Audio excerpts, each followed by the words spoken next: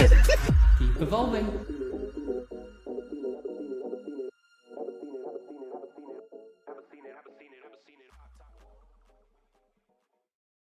Hello, everybody. Welcome to another autumnal stream for TE. How are you doing, Kate?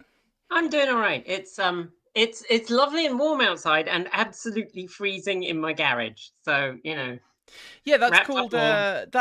that's thermal mass for you. It is thermal mass from the large lunk of highly efficient concrete that I'm stood on. So And you did build this garage yourself. So, well, no, you paid someone to build that, didn't you? I paid someone. This I did not build myself. I did do the drywall, but I did it very badly, and actually while I had COVID. So don't do that as a Yeah. recommendation. Yeah, no, I haven't built a garage. I've built a chicken coop. Well, my wife's built a chicken coop, and I've helped her. And then when I was a kid, we had a garage that was always cold, which was made with asbestos. Mmm. And we had a goat Taste called the Emily. asbestos. We had a goat called Emily, and we came outside one day, and she got bored and punched her head through the garage. So there was this goat. One side there was a body, and the other side a head. Anyway, we are already going into ridiculous territory, and I'm sure we're going to go into more ridiculous territory because we've got a gentleman with us today on the live stream who bought some weird cars for fun. I don't think he buys weird cars. He buys very nice cars. And then, yes, he does. And then he kind of made it into his brand. Robert, welcome from Aging Wheels. Hello. I wouldn't classify some of them as cars. No, but you... It's a very loose designation these days. I mean, it has wheels, right? So let's talk about this. There are many cars that you have purchased under the Aging Wheels brand that many Americans would look at and go, "What the heck is that?" And I do think that there must be a quotient that you try and satisfy every time you buy a new vehicle, just to see how weirded out people can be. So let's go through the list. You have a very fine Trabant. Yes. Yeah. Which, peak of East German engineering, frankly. I'd say it's the only of East German engineering. It is therefore I used to ride an MZ. Yeah, Kate and I, we both used to ride MZs, and I've told this story before. It's not a car. Back when I was, I don't know, you can put lots of things on them. Sitting on onwards into a glorious communist future position. I mean, what's not to like? Kate, people always accuse us of being communists. That's not going to help our cause. Neither is what I'm going to say next, which is when I used to live in Bristol, which is Bristol for those who don't come from Bristol. We lived about 5 doors down from a lovely couple and their kids, and the woman had grown up in 1970s 1980s East Germany, and she was dutifully in their little youth program where they all had to wear a uniform and go do whatever they did, learn about their glorious future. And she kept her uniform, and I one day had a friend visiting me who, of course, not only had a Trabant, but had an electric Trabant that they'd converted. And it was this blue colour, this kind of electric blue colour. So there was the Trabant on my driveway. They knew I rode an MZ, and I'd got my MZ out to get some photos. The neighbour walked past, took a double take and went, "Would you like to see someone in uniform?" And she sent her daughter home.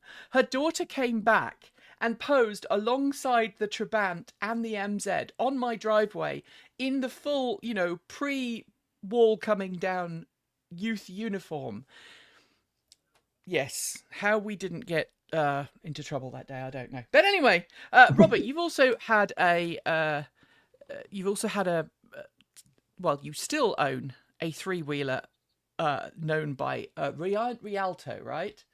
It's a Robin. Rialto. It's a Robin. It is a Robin. Yeah. From the UK. It's still got its UK plate on it. Well, a fake one. Oh no, the back one is real, isn't it? Yeah. I used to have some family members who had them. They were the weirdest design vehicle And growing up in the 80s, Kate, they were kind of popular on the roads because people who had a motorcycle license were allowed to drive them when they weren't allowed to drive a car, which makes no sense whatsoever. I do actually have a Reliant story, which is not that I was driving one, but that my primary school, I came to school one day, and at the bottom of our sports field, which was a big slope, there was on its upside down on its roof, Rialto, or it was probably a Robin, that someone had nicked and taken for a joyride. Which I'm not sure how much joy they got out of it, but I tried to convince my parents I should have it, and they said no. Yeah, that was stolen Rialto. Yeah, that's good. That's probably a good thing. You haven't turned that one over, have you? No, but I've gotten it up on two wheels many times, and one of the leaf springs broke in the back, and they were really soft. It was really softly sprung in the back, and I had a place in St. Louis make up new leaf springs for it, and I gave them the old springs for reference. They looked at that and said, no, that's not thick enough, and they made it twice as thick. So now I have to be very careful, because if I hit a pothole, it'll sort of pole vault up. Because you don't have any dampening effect at all. No, in the suspension, right? It's a trampoline. So I had I've never managed to turn Reliant over of any description, but I did manage to put my City L up onto effectively one wheel. You had a City L. I had a City L, and it was called the Flying Banana. And a mutual friend of ours, and there is a connection. Actually, I've got to tell you this story now. So we had a friend of ours in Bristol called John, who liked my City L when I bought it and thought I could get one. And we had a friend who was going to Germany, who went to Germany, picked one up, brought it back to England. I helped him get it ready for the UK roads. We put new batteries in it. We registered it. And I'm like, let's go out for a drive together. Because, that's what you do when you have weird cars that aren't really cars. You said, let's go out and have a ride together. So we went out for a joy ride. I may have got a little bit enthusiastic in mine because I had a Targa top. And it was a nice warm day, so I'd taken the top off. And I went round a roundabout a little too briskly. And it went sideways. And his was fine, but mine, I ended up having to buy a new top from Germany and have it shipped over, and it was one of the last new tops they made because they went bust like a year or so later. But then my friend, our friend's car ended up sitting outside his home, and one day some kids came along and decided it looked perfect for tipping on its roof. So they tipped it over, smashed the roof, and then another friend of ours bought it. A friend of ours called Adam bought it, and he was like, oh, I'll just turn it into a convertible. So he cut off the top of the roof, and then I never knew what happened to it after that because it just stayed in his lockup. And then about 3 years ago, I saw it for sale online on Facebook being sold by a certain guy by the name of Ed. That's where I was wondering if this is going. And it was Ed's. Ed ended up with it, and I've never actually been able to tie down, Ed, did you buy it from my friend Adam? Why the hell did you buy it? And what did you do with it? Because you mean Ed March, right? Yeah, Ed March bought it, did something with it, sold it on Facebook Marketplace, and I know he did a cameo with you on one of your recent videos. So I'm thinking there's a collab coming at some point. Yes, we're taking 2 commuter cars long distance through the wilderness. Oh my god, that's so cool. Well, 1 city car and 1 commuter car. Basically the same thing. That's good. So you're going to have to ask him about that story from City L, because I know it was the car that I helped my friend get from Germany and ended up getting wrecked. And what happened after he sold it, I don't know. But the stupid connections, because Kate used to own, well, your mum used to own what's known as a flux capacitor. Yeah, I mean, it was transiently mine because it died in a flood, and I bought it from the insurance company. My mum had it We drove it to hers. I got it an MOT, which involved followed being you towed. home. Yeah, but which involved being towed back from the MOT because the batteries did not, in fact, do anywhere near the 60 miles we were promised. And then, like a month later, it got submerged in 3 foot of water because the river flooded where my mum lived at the time. And by the time I got there to like look at it, the controller was completely screwed.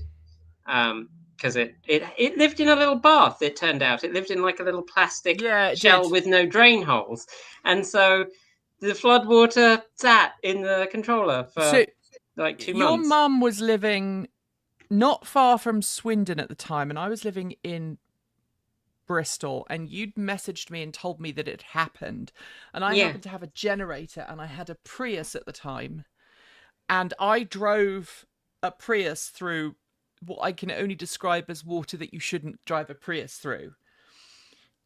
Constant speed to keep the bow wave up, petrified that water was going to run in the exhaust every time the engine turned off.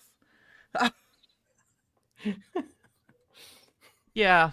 But you to be fair, like I arrived at my mother's house having driven from, where did I live? Reading. I lived in Slough. That's when I lived in Slough, and I was driving a 1972 Vauxhall Viva. Oh, it was when you had the Viva. Yeah, which barely ran on the best days.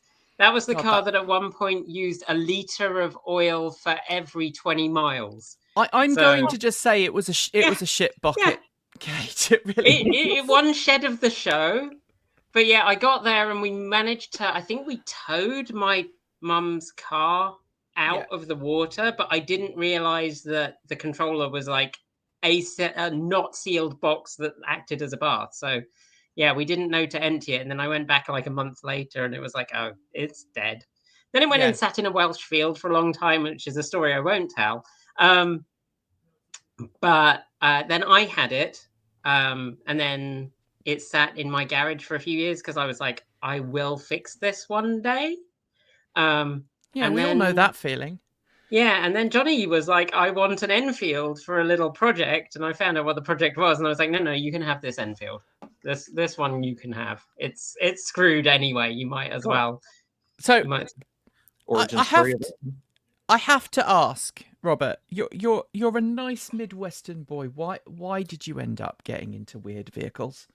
I don't know. It's kind of like drug usage. You're searching the next high. What was the car that started it off? Remind me. What was it was definitely well, I was going to say it was the Trabant, but it technically wasn't. I had a rusted out crap bucket of a Saab 96 before that. Oh, that's right. And then I was, what was it? It was an article on Jalopnik that was saying a Trabant is the best, worst rally car you can have. And it was a bunch of silly videos of Trabants going around corners very terribly. And then I just decided to look on eBay and found one and bought it. This is 2015.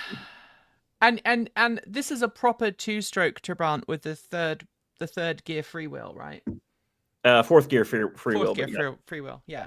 Does it have a kick? I don't have interest in the 4-stroke ones. That's just not. Yeah. No, they're not real Trabants. Don't tell them I said that. But does it have a kickstart? Because I know some of the earlier Trabants had kickstarts. No, this one's just fully electric start, which is annoying because the starter stopped working at some point. See, but, kickstart's just better. The craziness of the video of the, I suppose, the East Block vehicles. I remember Gav, Kiwi EV. He bought he bought an in really good condition Neva, and he was gonna. Oh yeah. He drove it from Seattle to Florida. He ended up leaving the US. He now lives back in Aotearoa, New Zealand.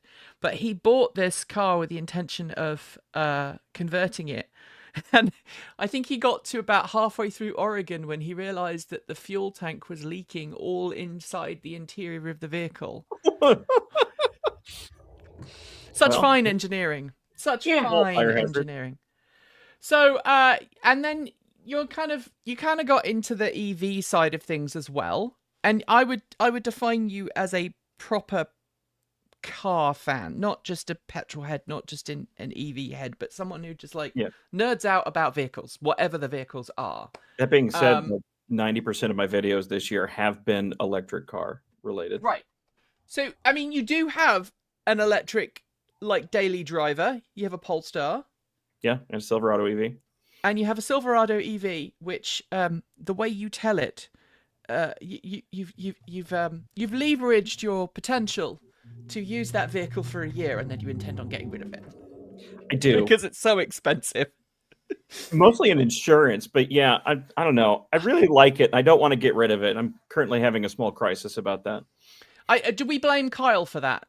Do we blame Kyle Connor for that because of his little road trip? Because I was on the cross-country Jacksonville to San Diego trip in the Silverado EV. I thought maybe that was... I probably would have ended up in one eventually anyway, but that got me my taste. Yeah, and it's a great vehicle for hauling. My Lightning is a great vehicle for hauling. They have different kind of. I just went from Utah back to Missouri hauling 2 city cars on a trailer, and it was fine. It was actually better than road tripping my Polestar without a trailer. Yeah, it was kind of incredible. Yeah, I've got to road trip to California in a week's time, and off camera, Vi is not happy with me because we've somehow agreed to take a Chevrolet Bolt to LA. Somehow agreed, says the person who came up with the plan. I was like, oh, well, you're inviting me to this event. Would you like me to take my Bolt? And they were like, yeah, that sounds really good. Who says that? Maybe someone who had invited me to an event that may or may not have something to do with the Bolt. And I was like, yeah, that sounds like a good idea. And then, like, every day since, my brain's going, you could just take the truck. You do remember take the truck and it would take 3 less hours. You do remember what our trips down there used to be like before you had the truck? Well, so when we went to Texas, that was the best one. Aside from us being pulled over because people didn't like the fact that you were brown. Yeah, I mean, that gets old real quick. But the number of times we got stopped for, like, we need to check your license. And I'm like, I'm doing the limit, really carefully doing the limit. And then they're like, do you have evidence that you can live in this country? And I'm like, I will not swear at you. Here is my passport. My American passport. My American passport, because I am a citizen. Yeah, it's ditto.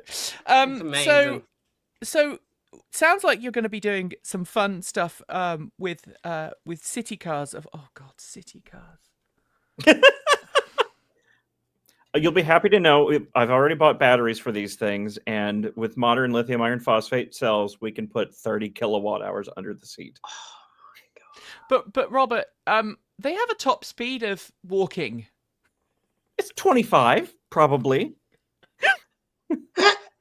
I mean, you don't really want to go any faster than that because bits might fall off. And, when they fall off, you need to go back and be able to catch them. To their credit, I pulled one of them at 75 miles an hour through a hailstorm, and it was fine. It didn't explode. I nearly bought one a couple of years ago, actually. There was a guy near me in a little town just south of me that had one sitting in his shop, and I went and looked at it, and I kind of ummed and erred for about a week and went back, and he's like, oh, no, it's already sold it. I thought, maybe I've been saved.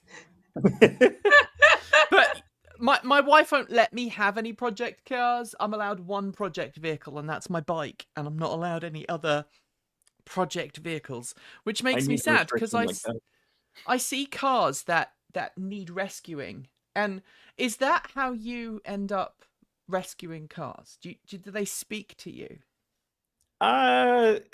Sort of. Mostly now it's viewers and fans sending me things that are for sale and saying you need to buy this. None of them send me a link. They all say you have to have this, or this is calling your name, or whatever. Yeah, I'm guilty of that. I think I was trying to convince you to buy an Aixam diesel 2-stroke diesel or 2-cylinder diesel. Sorry, 2-cylinder diesel Aixam 500.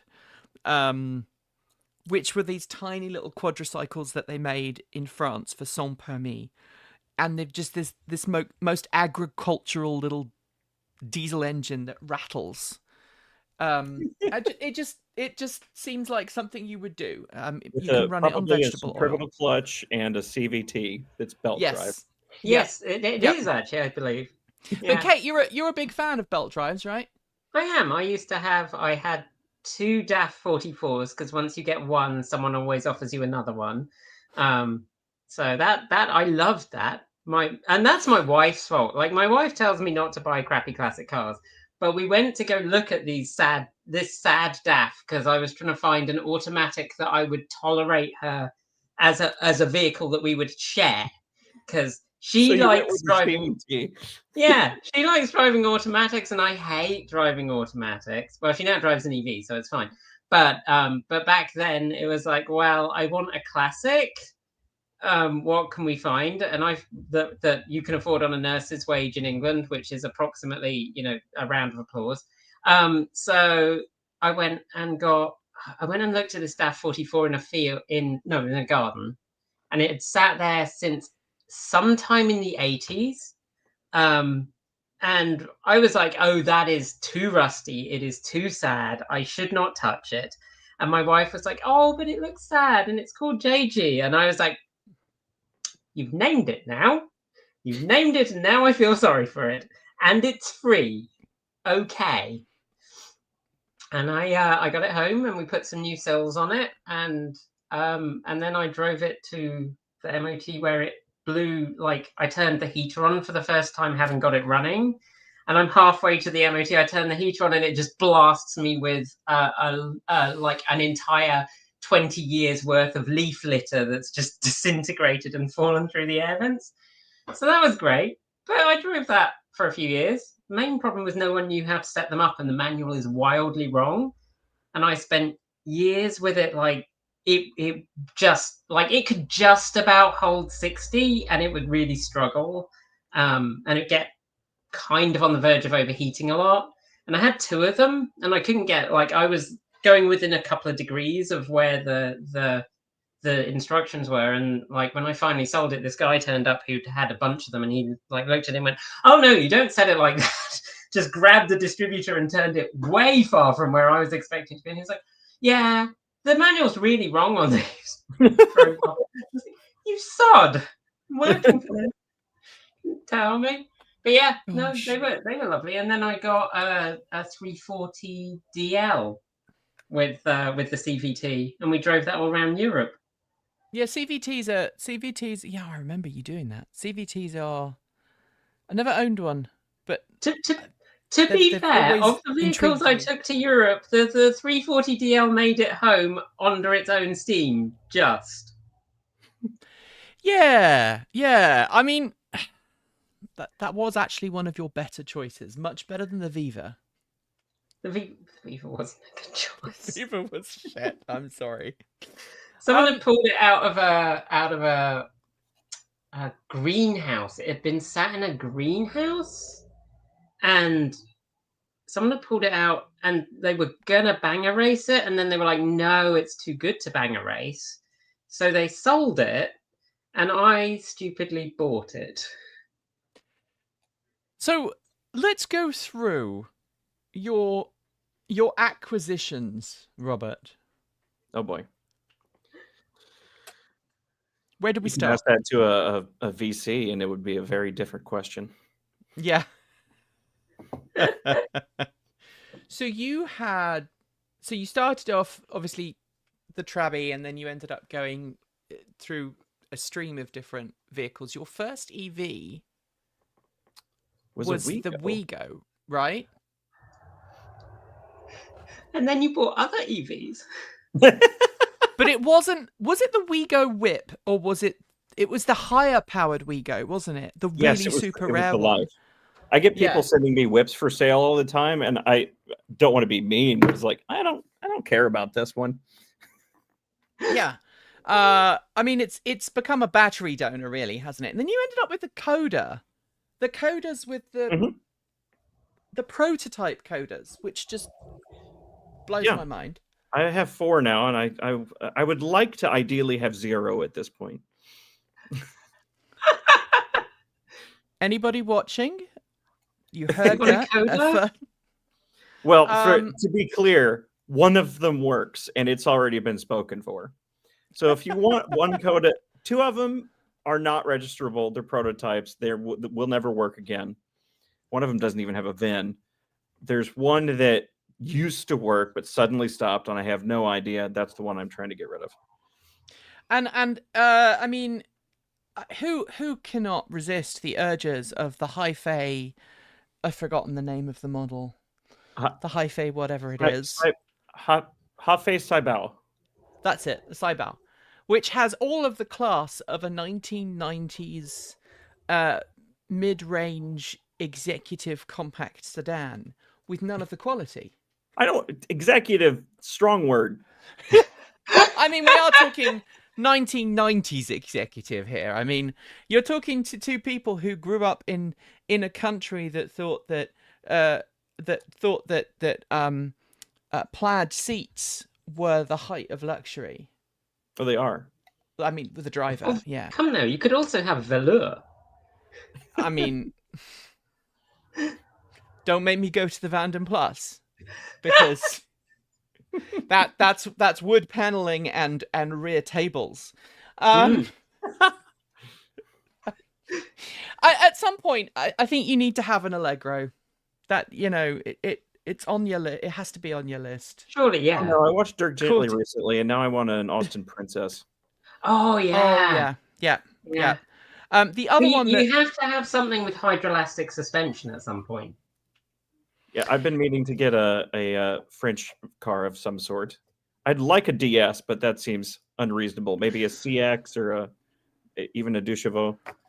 I mean, there's a Deux Chevaux near me in really good condition, but they always look like they're going to fall over every time they go around a corner. Which is I have 4 great. 3-wheeled cars. I'm fine with this. Well, you have the Twike, which not anymore. I sold it. not anymore. But the Twike I would categorize as my weirdest, but almost weirdly intuitive driving experience. Like having a go in a Twike for the first time. How is that intuitive? Because, like, you're steering with your hand, and then the only bit that I didn't find intuitive was steering with the tiller is fine. The cruise control is the bit that got me. Because to brake, you're going, oh! And you have to take your feet off the pedals and then find the brake pedal. I kept accidentally engaging the cruise control, and it would seem like the throttle was stuck on. It took me a while, because you make a single button the throttle. What do you do to modulate a single button throttle? You double tap it. Yeah. And that's how you activate cruise control. Yes. It's the worst design. The steering was fine, I will admit. I did have the owner in the car with me who kept picking up when I made an error, so I didn't crash it, which I know is something that you've experienced. Right off the bat, yes. I still think, though, that, you know, having that very sweepy front end was just so fun.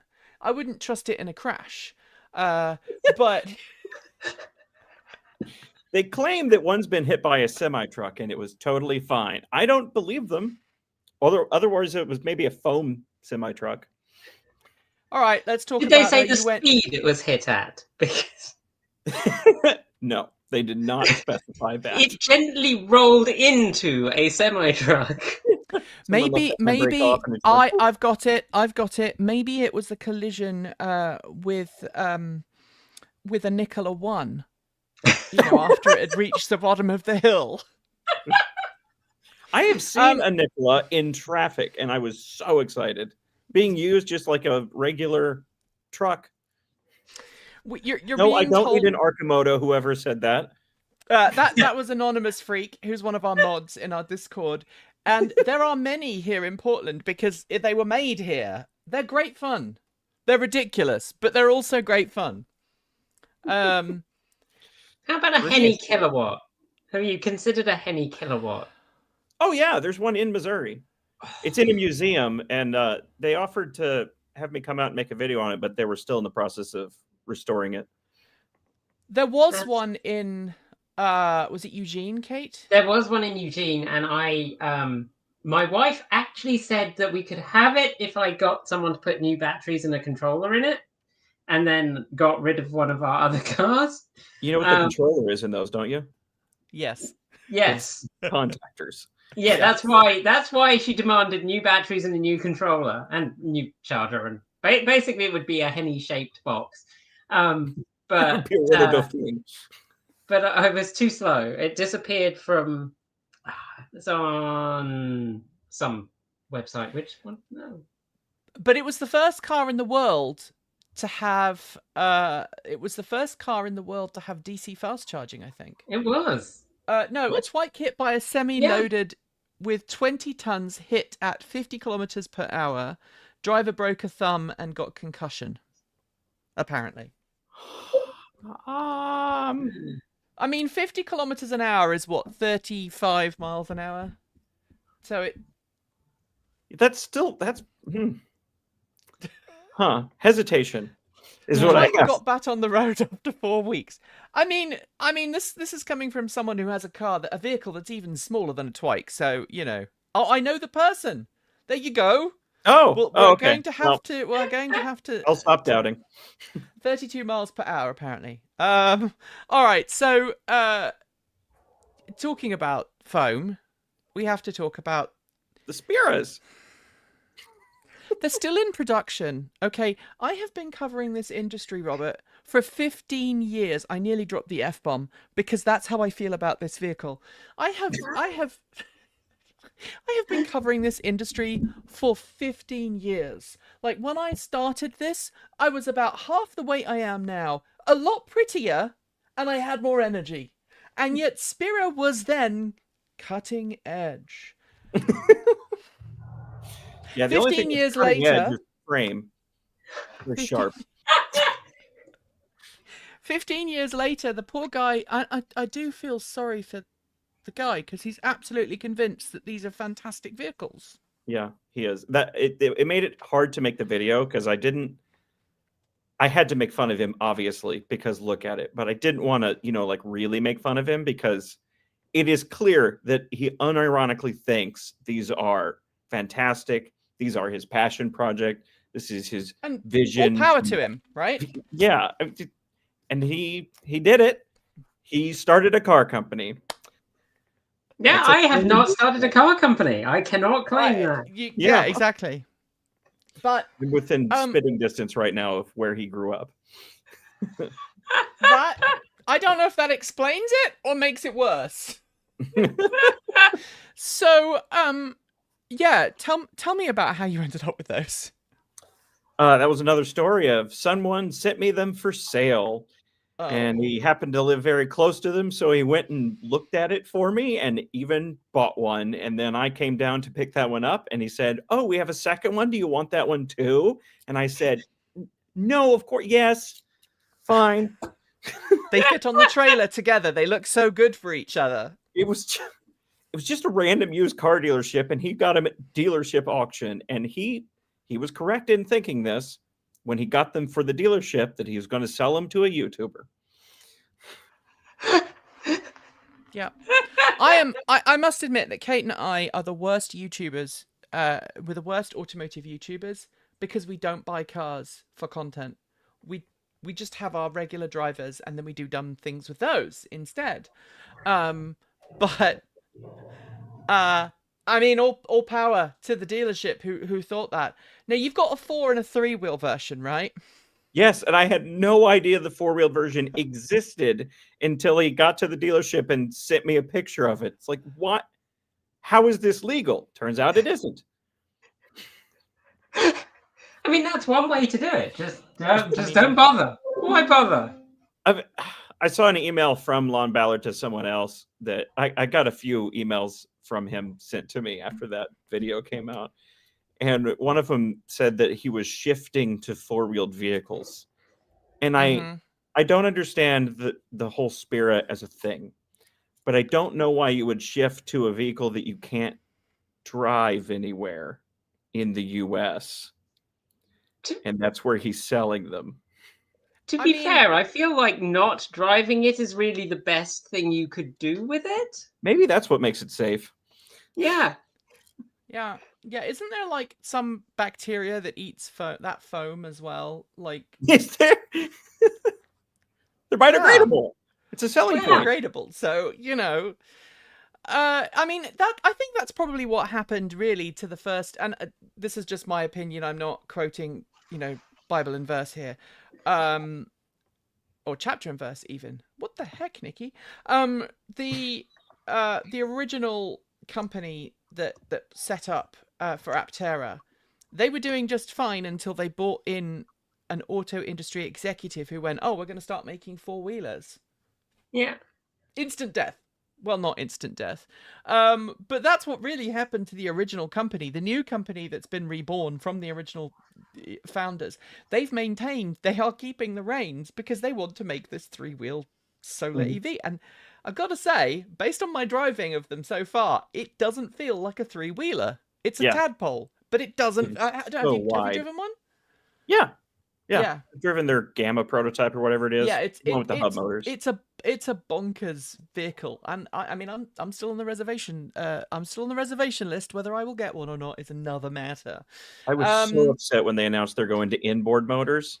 Yes, Because I lost quite a bit of interest when they announced that. Yeah.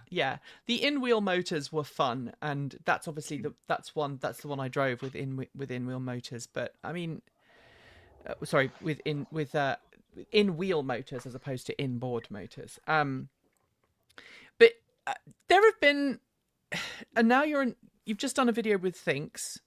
Do you have any suck, squeeze, bang, blow videos planned? I know I have to ask, even though obviously we're focusing on the EVs.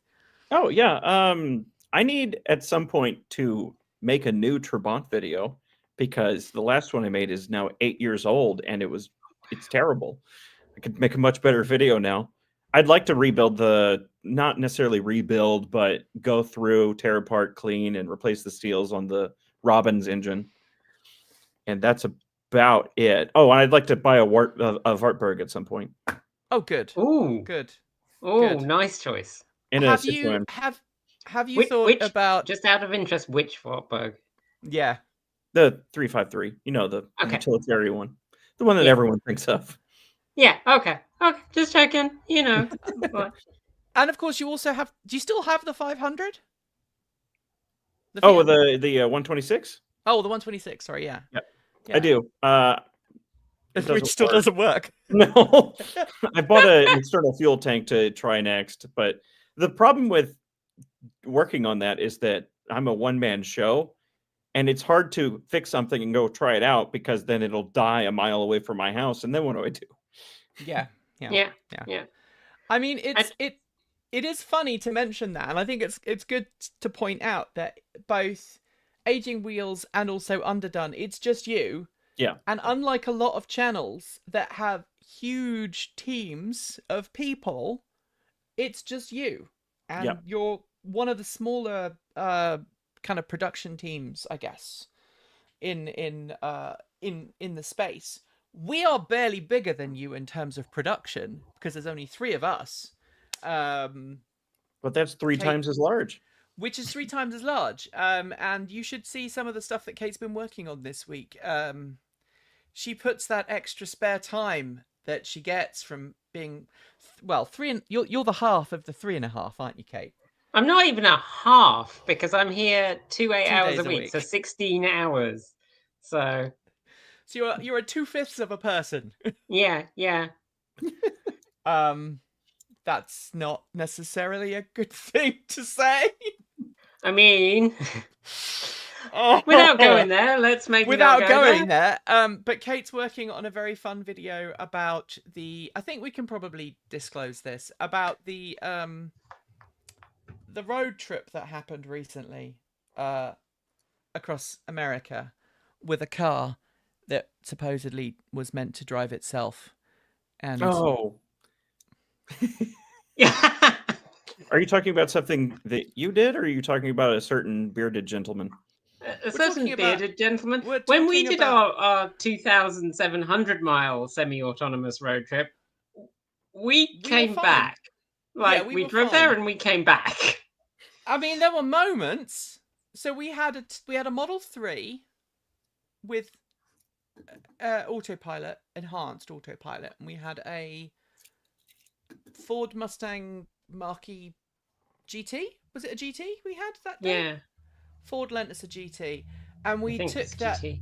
trip, and nobody died, and nobody collided with anything. Although there were a couple of weird incidences, like going around LA. The Tesla decided to take everybody off on a little. Was it the Tesla that No, did the it was you. joyride? You in Oh, the it was the F1, Ford. you in the Mustang, and us getting updates from you being like, I don't know where the hell it's taking us. It And just like, we decided we were going to follow the in-car navigation system. That was one of the rules. Mhm. It was bad.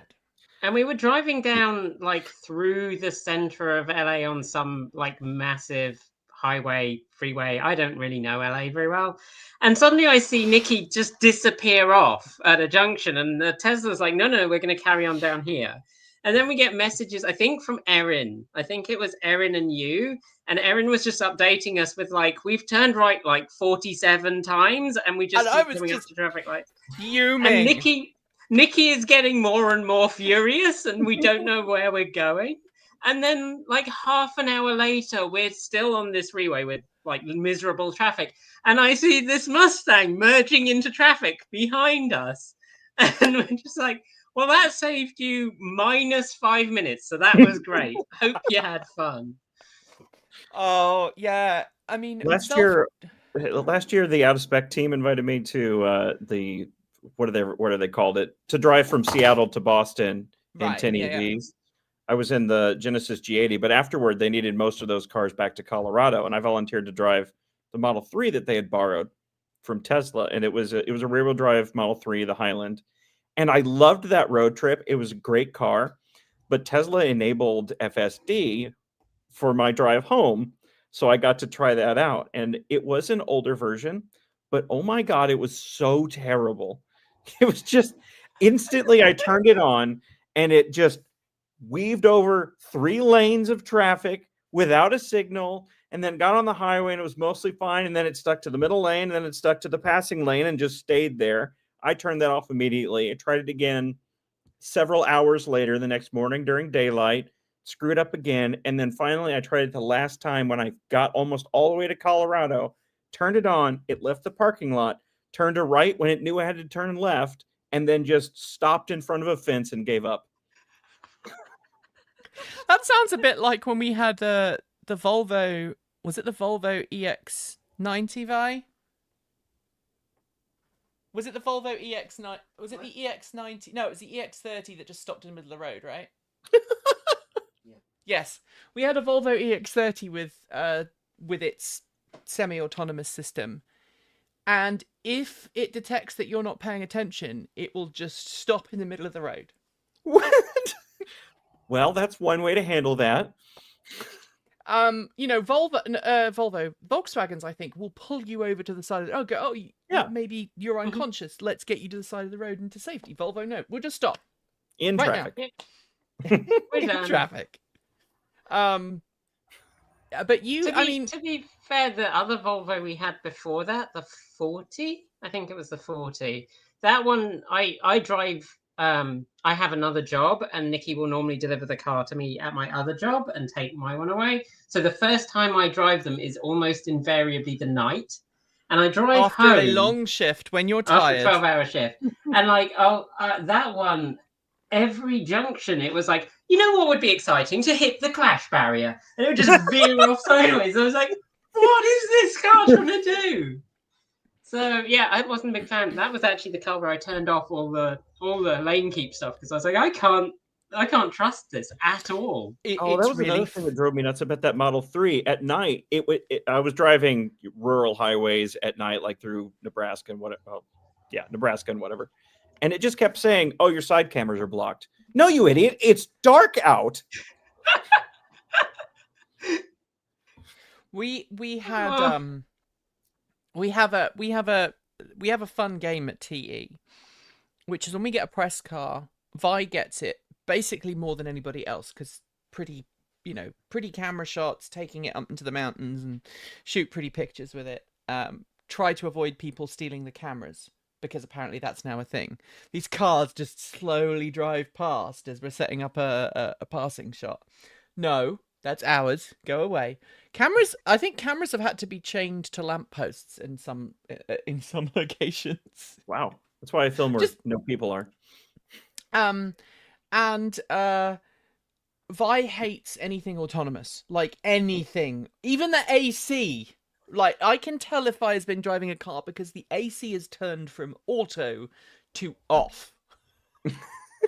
And so when I love Vi with all my heart, but when we get the camera back from our camera person and I have to drive it, I have to spend 5 minutes going through all the menus and turning all of the features back on, because I'm supposed to review the car, and that includes all of the advanced technology features and over-the-air updates and all of that other good stuff that is very often not good. I was going to ask you, Robert, what is your base requirement for a vehicle? Because I've asked a lot of people over the years who are kind of YouTubers, motoring journalists, and just general car people. What is your base requirement for a vehicle? Because it's different for everybody that I've spoken to. Do you mean for a vehicle that I'm going to drive on a daily basis? That you're actually going to want to drive, yeah. I don't know, that it'd be good. Is that too simple? Like, I have friends who are like, as long as the car heater and the blower works, so I can stay warm or cool, and that, the brakes work, everything else is, whatever. Yeah. But I know people who are like, no, the air conditioning must work, the radio has to work, it has to have windows. Can you believe that? Windows. I don't know, because I drive such a dichotomy, because I have my cars that are ostensibly for video that are just a bunch of crap cans, weird, obscure crap, foam cars, etc. But then I've got my two actually good cars, Silverado EV and the Polestar. So I don't know how to answer that question in the slightest. I like them to be electric for my actual daily driver use, right. which is why I'm having a crisis with the Silverado, because if I sell it, then I'll be going back to using my F-150, and it seems so slow now. It's like driving a Yugo now. Oh, don't knock the Yugo. No, I'm going to knock the Yugo. Harsh. So I used to own a Yugo. So you have to tell Robert. You have to tell Robert the insurance story, Kate. All right. So I used to have a Yugo 45A. So that, I don't know if they'd used the same model name over here, but it's the base spec 1 liter agricultural engine. I think it's called the TV here. And I drove that. That was the first. It wasn't the first car I had, but it was the first car I drove regularly on the road. And I was getting some spares because the back windscreen wiper bizarrely stopped working. I mean, who would have thought there would be a fault on a Yugo? And I went to the local scrapyard, and they had a Yugo. In fact, they had a couple of Yugos, but they had the top trim level Yugo. They had a 65A with the rally trim and alloy wheels.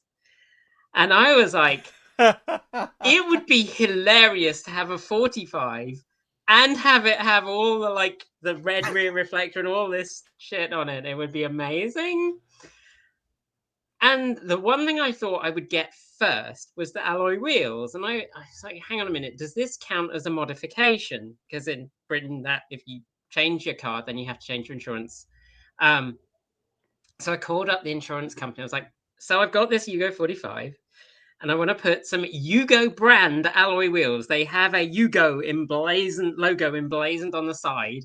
They're like £100 for the whole set. Does this count as a modification? And he said, yes, it does. Give me a minute and I'll get you a quote. And then he went away. And then he came back and he was sniggering. And he said, I'm very sorry, Miss Elliott. I need to tell you that if you put alloy wheels on your car, it will be classified as desirable. No, that's incorrect. And then he gave me a quote that meant that there was no way I could put alloy wheels on my Yugo. So you're telling me they were a fair bit more than 100 quid after all? Yeah. It was like like a couple of thousand. I think it went up from like under 1,000 a year, and I was like, "Are you insane? It's still a Yugo." I mean, Oh. insurance is weird, right? Because insurance companies don't actually often pay attention to what the vehicle is. So I had a stock 1965 Morris Minor 2-door that was an absolute shed. She looked beautiful, but she looked beautiful because there was 8 layers of rust in between the 2 good layers of metal. I learned this because when I stripped her down to restore her, I realised that everything was so badly out of a line there was no way I was going to trust my welding skills to bring her back. So she now sits in the same field in Wales that I think your Enfield sat in for a while. I also had a 1.8 litre K-Series hot rod Traveller with a Ford Mexico Mark II limited slip differential, a 5-speed straight cut Type 9 Ford gearbox. It was detuned to about 150 brake horsepower. It would do 70 in second gear. But I had to pay barely any more in insurance because I had a classic car policy. And they were like, it's a classic car. You've given us the agreed value. It looks great. I go, yeah, it's going to run rings around every other Morris Minor on the racetrack. They were like, that's fine. You're not doing anything dangerous with it. You're not racing it. I'm like, no. They hadn't been in a car with you if they said you weren't doing anything dangerous with it. Look, there was nothing wrong with that car, okay? That car was a perfectly well-engineered piece of vehicle. If you put your hand up against piece of vehicle, if you put your hand on the B pillar while accelerating, the wood sometimes took a while to catch up to the rest of the vehicle. That's perfectly normal. That car terrified me. I was constantly just bricking it every time we went anywhere in it. That's the thing to tell me after me coming to pick you up at the airport at Heathrow late at night after you'd gone to Alaska for a holiday. And I was driving back. I was doing well over a ton on the M4 and you just slept. And I was very glad that you were sleeping while I was doing well over a ton on the motorway in a 1962 Morris Minor. What does it mean to do well over a ton? I've not heard this phrasing before. It's a number that comes after 2 digits. It's the first number that comes after 2 digits. Yeah, but that was which is interesting because no, that's miles per hour. No, I was giving you the. I know it's miles per hour. I think the statute of limitations has passed 25 on this particular crime. 20 years ago now, I think, maybe 20. Yeah, 20. So we got to ask, when are you going to get a Twizy? Well, I can't have one here. So when they're 25 years old. Yeah, but they're going to be 25 years old soon. Not that soon, surely. About another 5 to 8 years, something like that. 2012 was the first one, so 12. Yeah, maybe a bit longer actually. Yeah. But if they were allowed here, I'd happily have one. I think I'd have a Microlino first, though. Microlinos would be adorable. One of those so bad. And also straight gears, it sounds like it has them. I don't know if it does, but it certainly sounds like it does. I could also just out of ridiculousness, I would love to see you in an aerial atom. If only because only because you are a tall gentleman. Hey, I can fit in a Honda Beat or an AutoZam. I can surely fit in an aerial atom. You can fit in an AutoZam? That's impressive. Barely. I mean, absolutely barely. And it is hard to get in and out, but I can. I shouldn't tell you that I have a friend, who who imports K-Class from Japan direct, Nope. who is constantly sending me links Well, and good going, news, look at it's this lovely Paris, and I car. don't want to buy now. Apparently, it's 25th of April, 2037. Not too far away. Not too far away. I can't even imagine. All right. So I just have to read this. Many years ago, my sister did a semester study abroad in Germany. She excitedly called me one day. I got to ride in the Autobahn. We went over 100 kilometers an hour. That was the fastest. That was the fastest I've ever driven on a public road. It was Robert Llewellyn and I in a Tesla Model S driving back from Norway to London. I did a stint on the Autobahn at night, and it was like 11 p.m. at night, and it was pissing down with rain. And there was an ambulance that went shooting past us, and I was like, well, the ambulance is going fast enough. Let's see if we can go that speed. I don't know if any Germans are watching or listening, but I probably broke tons of rules at that point, but it was fun. Last year, when I was in Germany, I rented. What I rented was a Peugeot 308 wagon with a manual transmission. I thought, if I'm going to go to Europe, I'm going to get a European spec car. And then I showed up, and he said, "Good news, we've given you a free upgrade to an SUV." I didn't say this out loud, but what I thought was, I don't want that. Give me the wagon. But it was fine. It was a Peugeot 3008 with the same engine and a manual transmission. So I just took it, and I found out the top speed of that car is 113 miles an hour. That's not very fast. It's not. It had a 1.2 liter 3-cylinder, and it was a crossover. I mean, I think the Autobahn is what did in my 340 and why it sort of crept home very sickly, because we got on the Autobahn and we're like, oh crap, we need to be going faster. So yeah. You have a reputation for killing Volvos, though. You killed my 240s. I did not kill your 240. It's rude. This was the Enfield, wasn't it? This was yeah. No, this was. Oh no, it was the car I sold. Was it the car I sold you that worked perfectly all the time I had it until I sold it to you, and then it stopped working and never worked again? This was retrieving the Enfield, I think, because it was for me, not for you. So my mum took it down to Cornwall when she moved to Cornwall, even though it was dead. And I took Nikki's very generously offered 240 with a trailer to go pick up this little tiny EV. I can still remember the license plate. I think I was ferrying it to Wales at this point. Right.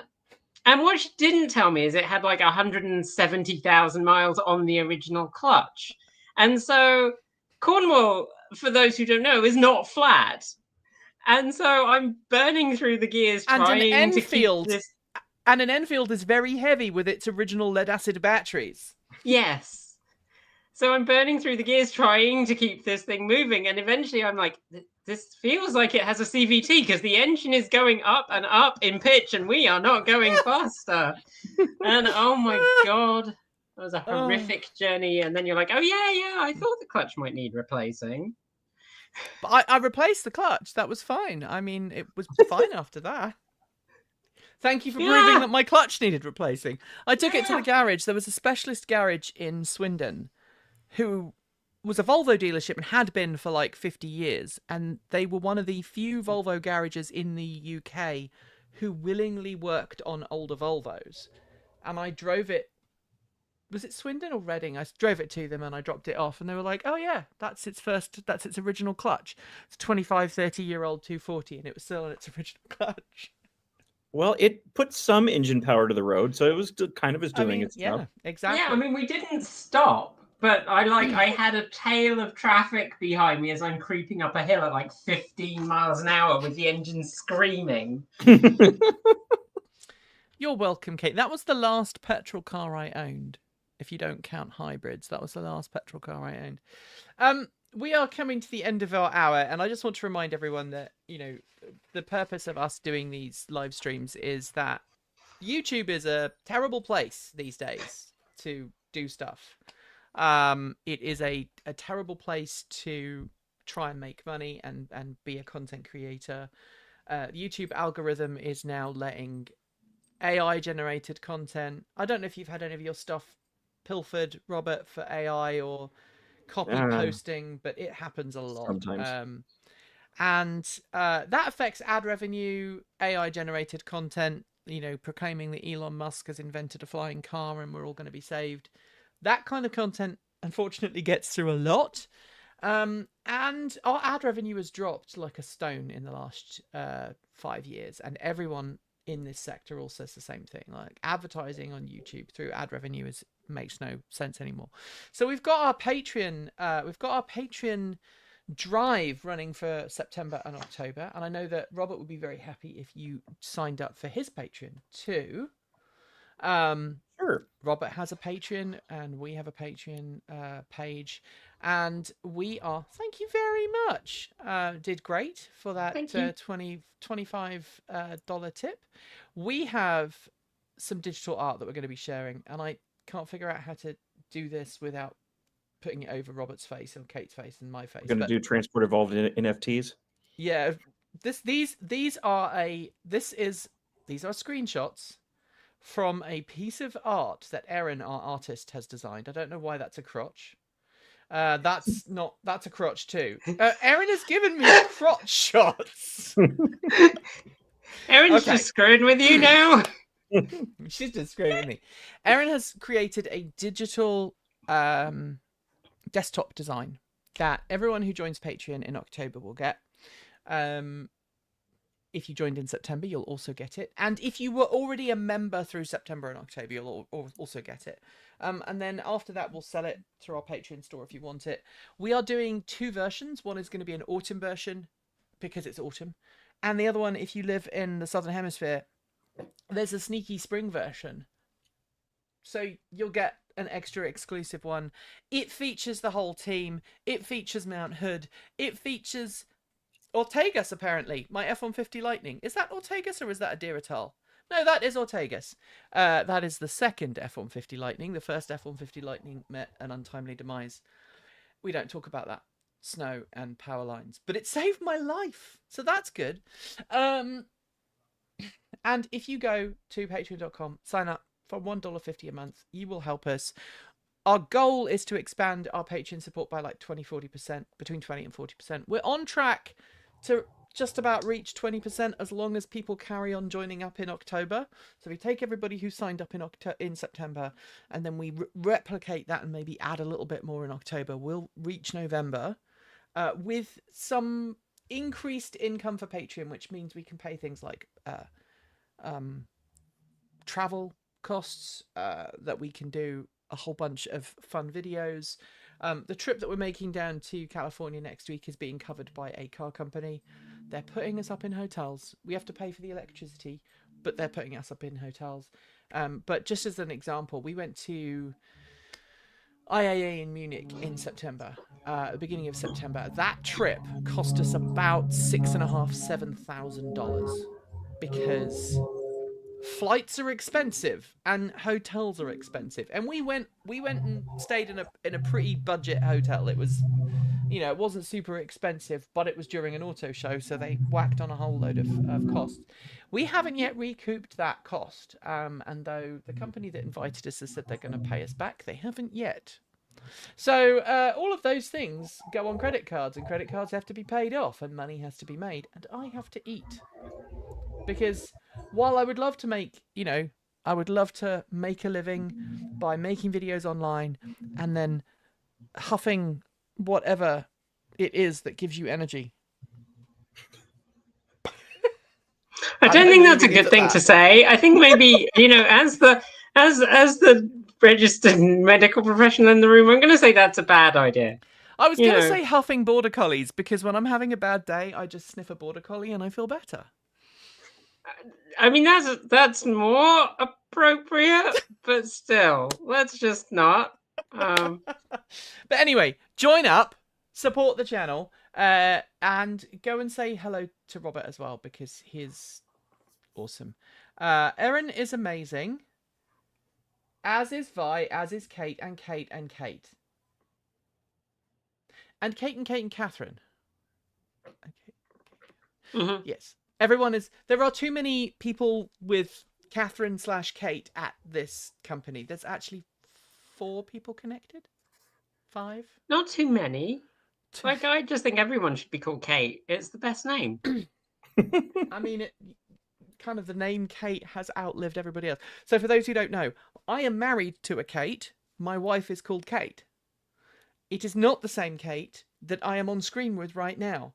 God, no. I adore Kate that I am on screen with. We have known each other since we were not quite in our 20s, and I adore her like a sister. But if the thought of us ever being romantically involved fills both of us with fear and a desire to stab things, no disrespect, Kate. No, none taken, because it's mutual. But Kate also happens to be married to someone who may or may not have a Catherine name. So Yeah, it doesn't cause we are- any problems at all having the we are same all Kate. There you first go. and last name as your wife. Not confusing to anyone anywhere in the world. Do you know, it is actually I read a study somewhere that said if there are gay people married or straight people with names that can be either sex or gender, it's actually quite common to have people who have the same first and last name together. It's just a thing. It is just a thing. All right, it has been ridiculously fun, Robert. Thank you so much. Thank when you. can we Thank you for inviting me expect on. when can we expect your crazy new project to drop? Are you talking about the one that I teased before we were recording? Yeah. Hopefully, probably second week of November, unless there's a delay, and then maybe the last week of November. So that is yeah. that is you definitely plan ahead further than we do. I thought we were doing good because we've got Oh content. no, this has been going on since the tail end of 2023. Okay. This is a big one, and this isn't a me project. This is basically me documenting and helping with someone else's project. It's a big one. I don't think I can give any details whatsoever. It That involves is many epic. batteries. I'll say that. Yeah, many batteries. Oh dear. I'm looking forward to that. That's worth being a patron alone to, Yeah. you know, that is going to be bonkers. 0.3 of a megawatt hour total, if I remember right. That's going to be a lot. That is It's a going lot. to be a lot. All right. Well, I am going to finish this off by saying to people, hey, look, if you don't have a skill and you want to have that skill, the best thing to do is to get out and do it and learn it. Am I right in thinking that you don't come from an engineering background, Robert? No. Well, sort of. So I was a software engineer. Right. So I'm a professionally trained classical musician. But learning skills, learning how to do things. I was showing these off last week, getting excited over things like crimping tools. It's just, if you need to do something and you want to do a project and you want to make a project and you want to learn how to do something, go out and learn how to do it. And if it means that you just end up with random solar panels stuck on your desk and low voltage regulators, and then you realize that you bought a whole bunch of computer chips that are actually incorrect and you don't need these, you need something else, that is part of the fun. But go out and learn it and do it, because we need more people hacking and tinkering and doing what looks on the face of it to be bloody ridiculous things. If you're making the world a better place as a consequence, be my guest. And Robert, I think you definitely do. And I'm going to finish off by saying there was a fun thing that my wife didn't realize until I connected the dots for her. So my wife has a hobby of woodworking. That's some of her shelves back there. The desk I'm using right now, she made. And so, of course, she watched Underdone. She thought you were just a woodworker. Until one day I happened to be watching an Aging Wheels. I was like, oh yeah, that's Robert. He does both. Mind blown. My mind was blown. I haven't done much woodworking lately. I need to No, do no. that. But yeah, keep on being awesome. It's been an absolute pleasure. Thanks so much. And everyone, make sure you subscribe to Robert. He is on YouTube, Aging Wheels and Underdone. 2 separate YouTube channels. Very much worthwhile. You don't have any hidden channels, do you? No. God, that sounded bad. Like I meant behind the scenes stuff or No, anything. no, I don't. All right, everyone. Thank you so much, Robert. Stick around. We'll just say hello. We'll just say goodbye properly at the end of the stream. But to everybody else, as always, keep evolving.